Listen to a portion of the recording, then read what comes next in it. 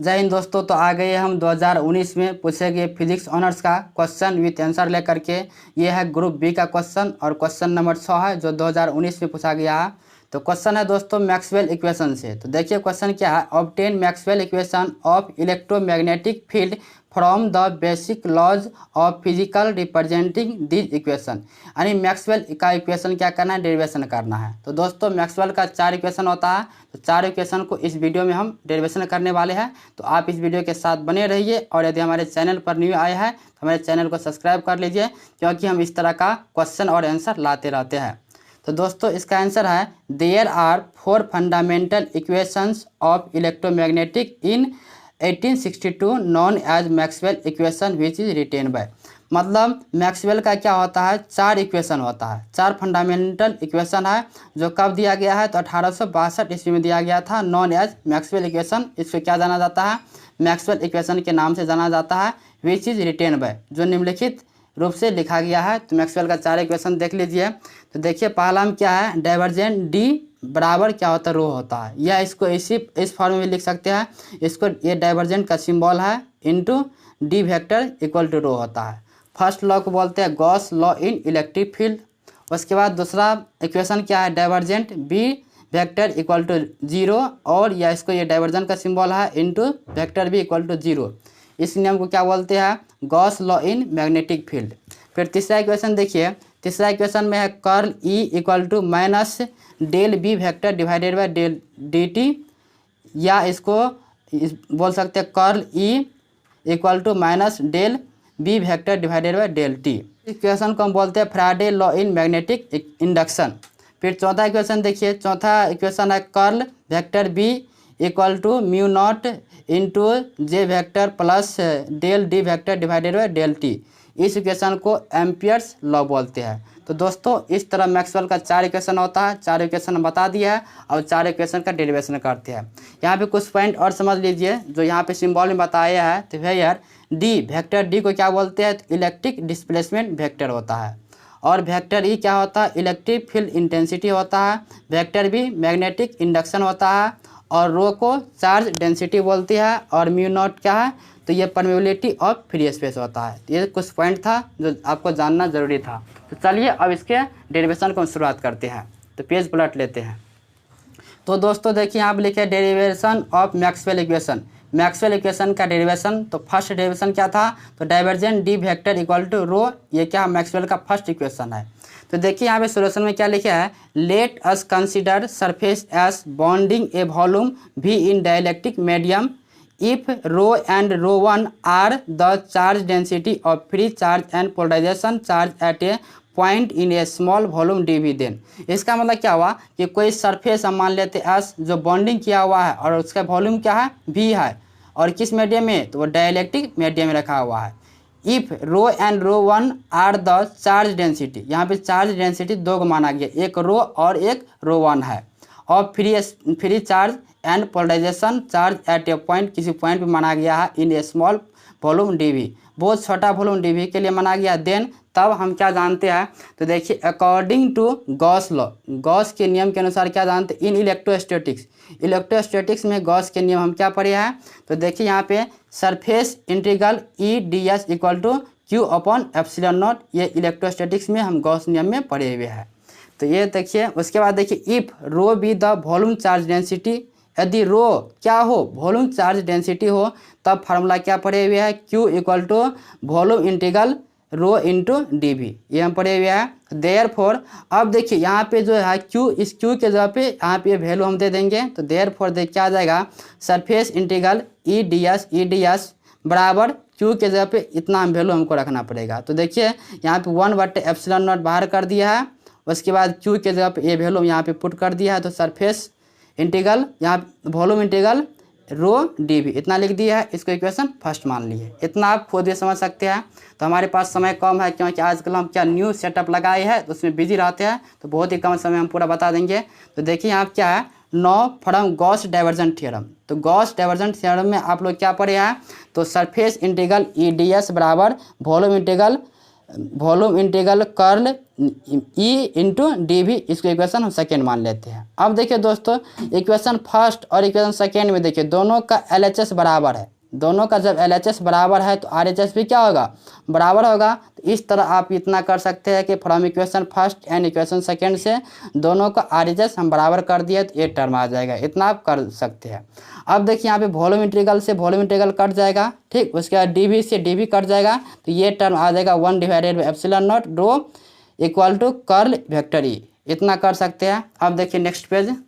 अब देखिए दोस्तों, एक फार्मूला क्या जानते हैं, चूँकि वेक्टर डी बराबर क्या होता है, ε0 वेक्टर ई होता है। तो यहाँ से यदि हम ε0 निकालेंगे तो क्या हो जाएगा, vector D divided by vector E आ जाएगा।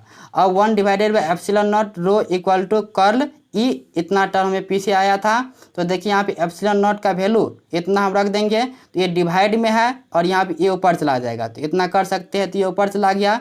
यहाँ पे क्या, vector E divided by vector D into rho equal to curl E same लिख दिया है। अब यहाँ से ई और ई कैंसिल हो जाएगा, तो क्या बच जाएगा, यहाँ पे इसको 3 गुना कर देंगे। तो 3 गुना यहाँ पे डी है, इसको इसमें गुना करेंगे, क्या हो जाएगा, कर्ल के साथ हो जाएगा गुना।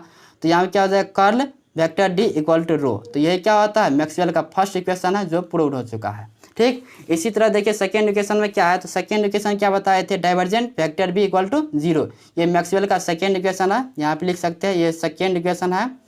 तो देखिए दोस्तों, उसी तरह इसको भी प्रूव करना है। According to Gauss law in magnetostatics, magnetostatics में गॉस लॉ क्या होता है, तो surface integral vector B into D S equal to 0। ये गॉस लॉ किस फॉर्म में होता है, मैग्नेटोस्टैटिक्स में, ये हम बताए हैं, ठीक। Now from Gauss divergent theorem, Gauss divergent theorem क्या होता है, तो surface integral B D S. देखिए यहाँ पे इससे पहले हम इलेक्ट्रोस्टैटिक्स में क्या बताए थे, यहाँ पे ई बताए थे, लेकिन मैग्नेटोस्टैटिक्स में क्या हो जाएगा, यहाँ पे बी हो जाएगा और बाकी सब सेम का सेम होगा। इतना आप समझ सकते हैं, ठीक। अब देखिए दोनों का LHS बराबर है, इक्वेशन फर्स्ट और इक्वेशन सेकेंड का दोनों का LHS बराबर है, तो RHS क्या होगा, बराबर होगा। तो दोनों का RHS यहाँ पे हम बराबर कर दिया है। From equation first and second we get, तो दोनों का RHS बराबर कर दिया है, तो ये टर्म आ गया, ठीक। अब देखिए ये इंटीग्रल का फॉर्म है, ये इंटीग्रल का फॉर्म इस तरह यानी इस ओर आ जाएगा। तो क्या कांस्टेंट का इंटीग्रेशन करेंगे तो क्या होगा, कांस्टेंट 0 आ जाएगा, 0 का इंटीग्रेशन 0 आ जाएगा। तो क्या होगा, curl B and curl B vector बराबर क्या होगा, 0 आ जाएगा। ये क्या होता है, मैक्सवेल का सेकेंड इक्वेशन है जो प्रूव हो चुका है। इसी तरह देखिए मैक्सवेल का थर्ड इक्वेशन, तो मैक्सवेल का थर्ड इक्वेशन क्या था, कर्ल वेक्टर ई बराबर minus del vector B divided by del T. ये मैक्सवेल का थर्ड इक्वेशन है। तो देखिए इसका सोल्यूशन क्या लिखा है, बहुत ही शॉर्ट लैंग्वेज में लिखा है। Solution according to Faraday's law we know that, Faraday law में हम लोग क्या जानते हैं, EMF induced in a close loop is given by. Faraday law में EMF का फार्मूला हम लोग जानते हैं, तो क्या जानते हैं, तो गिवन बाय नीचे दिया गया है, तो पेज पलट लेते हैं। तो ई बराबर फार्मूला क्या जानते हैं, minus del phi divided by del T, ठीक। इतना जानते हैं। तो या ई बराबर क्या निकल जाएगा, तो देखिए एक फार्मूला क्या जानते हैं, फाइव बराबर फार्मूला होता है surface integral B into D S. ये फाइव का फार्मूला होता है जो आप लोग पीछे पढ़ चुके होंगे। तो अब देखिए यहाँ पे फाइव के जब इस फार्मूला का प्रयोग करेंगे तो ये टर्म आ जाएगा सरफेस इंटीग्रल के रूप में। इसको इक्वेशन हम फर्स्ट मान लिए, ठीक। एंड एक और EMF का फार्मूला क्या जानते हैं, line close integral vector E into D L, इसको सेकेंड इक्वेशन मान लिया है। अब देखिए दोनों का LHS बराबर है, फर्स्ट इक्वेशन और सेकेंड इक्वेशन का LHS बराबर है, तो दोनों का RHS भी क्या होगा, बराबर होगा। तो देखिए from equation first and second दोनों का RHS हम बराबर कर दिए है, तो ये टर्म आ गया, ठीक। अब देखिए यहाँ पे LHS सेम का सेम लिख दिया है बराबर माइनस। अब देखिए यहाँ पे एक फार्मूला क्या जानते हैं, यदि इसको अंदर में गुना करेंगे, जब डी वाले फॉर्म को इंटीग्रल के अंदर गुना करते हैं तो वो और छोटा हो जाएगा, जब छोटा हो जाता है तो उसको डेल के फॉर्म में लिखते हैं। तो इसलिए यहाँ पे डेल के फॉर्म में हम लिख दिया है और बाकी चीज़ सेम है। इसको इक्वेशन हम क्या मान लिया है, थर्ड इक्वेशन मान लिया है, ठीक। नो अब from the Stokes theorem, Stokes theorem में पिछले वीडियो में हम क्या बताया है कि line close integral E D L equal to surface integral curl E into D S. इसको इक्वेशन फोर्थ मान लेते हैं। अब देखिए इक्वेशन थर्ड और फोर्थ में दोनों का LHS बराबर है, जब LHS बराबर है तो RHS भी क्या होगा, बराबर होगा। तो from equation third and fourth दोनों का RHS हम बराबर कर दिया है। तो बराबर करने के बाद देखिए ए टर्म को लिख दिया है और इस टर्म को यहाँ पे लिखने के बाद दोनों को बराबर कर दिया है, ठीक। अब देखिए ये बाकी टर्म सेम है अब इसको इंटीग्रल को फॉर्म को इस तरह लाएंगे तो ये इंटीग्रल इंटीग्रल तो कट गया, एक इंटीग्रल यहाँ से कट गया। ठीक, अब ये क्या हो जाएगा, कर्ल ई आ गया, तो कर्ल ई यहाँ पे हम सेम लिख दिया है। ठीक, तो अब देखिए यहाँ पे minus del vector B divided by del D T बराबर, ये तो कर्ल का सिंबल होता है, तो यहाँ पे इस फॉर्म में लिख सकते हैं कर्ल वेक्टर ये होता है। देख लीजिए यहाँ पे कर्ल वेक्टर ये होता है। तो ये थर्ड इक्वेशन प्रूव हो गया। चलते हैं फोर्थ इक्वेशन की ओर। तो फोर्थ इक्वेशन क्या होता है, कर्ल वेक्टर बी बराबर mu naught into vector J plus del D vector divided by del D T. ये फोर्थ इक्वेशन होता है, मैक्सवेल का फोर्थ इक्वेशन होता है। तो देखिए इसका डेरिवेशन क्या है, इसका प्रूव। तो according to Ampere's law, fourth यानी मैक्सवेल के फोर्थ इक्वेशन को क्या बोलते हैं, एम्पियर्स लॉ बोलते हैं। तो एम्पियर्स लॉ के अनुसार हम लोग क्या जानते हैं, integral vector B into D L equal to mu naught I होता है। और एक आई का फार्मूला पीछे क्या पढ़े हुए हैं, vector J into D S के फॉर्म में, ये फार्मूला हम पढ़े हुए हैं। तो सेम का सेम लिख दिया है, और यहाँ पे आई के जगह पे इस वैल्यू को यहाँ पे हम लिख दिया है, तो ये वैल्यू इतना प्राप्त आ गया। ठीक, इसको इक्वेशन फर्स्ट मान लिया है। फ्रॉम स्टोक्स लॉ, स्टोक्स के नियम के अनुसार क्या जानते हैं, तो हम जानते हैं integral B into D L बराबर surface integral curl vector B into D S, इसको इक्वेशन सेकेंड मान लिया है। अब देखिए इक्वेशन फर्स्ट और इक्वेशन सेकेंड दोनों का LHS बराबर है। जब LHS बराबर है तो RHS पे क्या होगा, बराबर होगा। तीनों प्रोसेस में हम ये करते हैं, LHS जब बराबर होता है तो RHS को बराबर करते हैं। तो दोनों को यहाँ पे हम बराबर कर दिया है from equation first and second we get. तो दोनों को RHS यहाँ से इस टर्म को और इस टर्म को बराबर के फॉर्म में लिख दिया है। ठीक, अब देखिए यहाँ से सरफेस इंटीग्रल और सरफेस इंटीग्रल दोनों कट गया।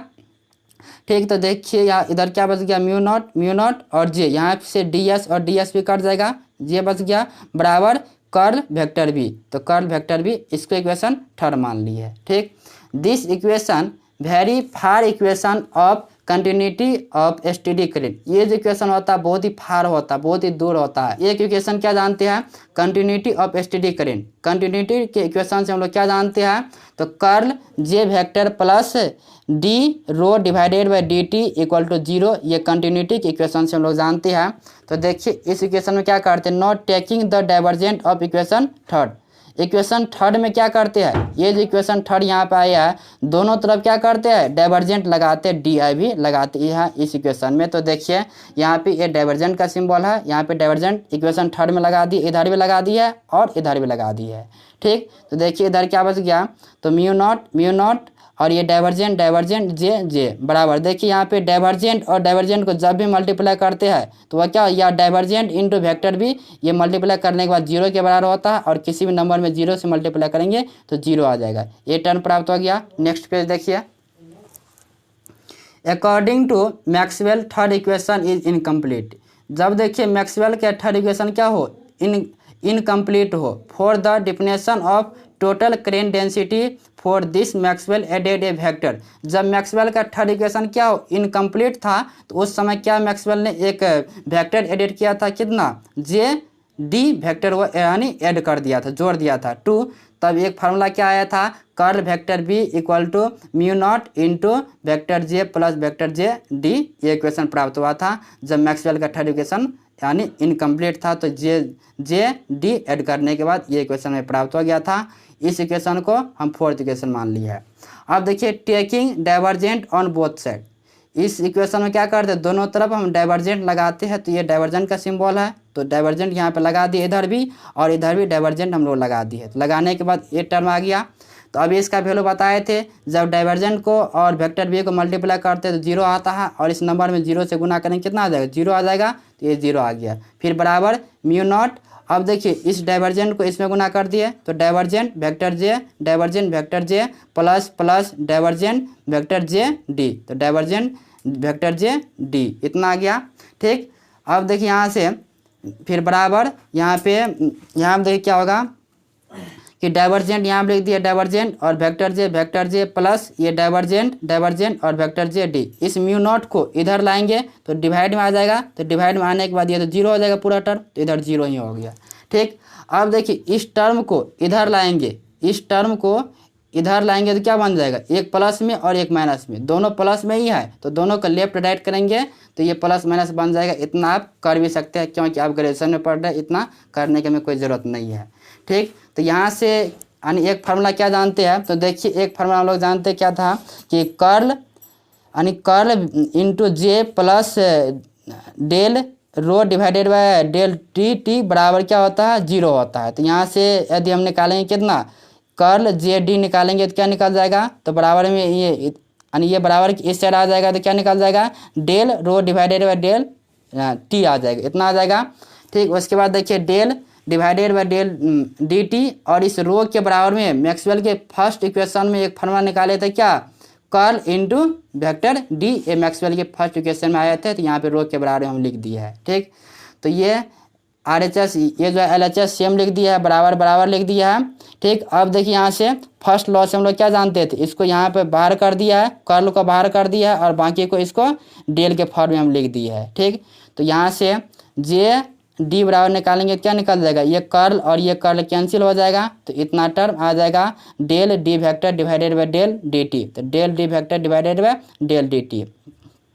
अब देखिए putting value in equation fourth, इस फोर्थ इक्वेशन में जे डी का वैल्यू पुट करने पर, तो देखिए फोर्थ इक्वेशन क्या, तो फोर्थ इक्वेशन देखिए यहाँ पे हम निकाले थे, यह फोर्थ इक्वेशन, इस जे डी का वैल्यू जो अभी हम नीचे में निकाले इसको पुट करेंगे तो पुट करने के बाद आपको इस तरह का टर्म आ जाएगा, कर्ल इंटू वेक्टर बी बराबर mu naught into vector J plus del D vector divided by del D T. यानी यहाँ पे जो है जे डी का वैल्यू हम इक्वेशन फोर्थ में रखेंगे तो फोर्थ इक्वेशन में आप रख सकते हैं, तो रखने के बाद आपको ये टर्म प्राप्त हो जाएगा। और इसी को हम लोग क्या बोलते हैं, डाइवर्जेंट इंटू वेक्टर बी को हम लोग क्या बोलते हैं, कर्ल वेक्टर बी बोलते हैं। ये क्या होता है, मैक्सवेल का फोर्थ इक्वेशन है जो प्रूव हो चुका है। तो दोस्तों ये था मैक्सवेल का 4 इक्वेशन लिखने के बाद हमें ये जो है 15 नंबर में पूछा जाएगा और ये 2021 के लिए बहुत ही महत्वपूर्ण है क्योंकि 2019 में पूछा गया ये क्वेश्चन है, इसलिए आप इस क्वेश्चन को ज़रूर तैयारी कर लीजिएगा। तो मिलते हैं नेक्स्ट वीडियो में, तब तक के लिए बाय।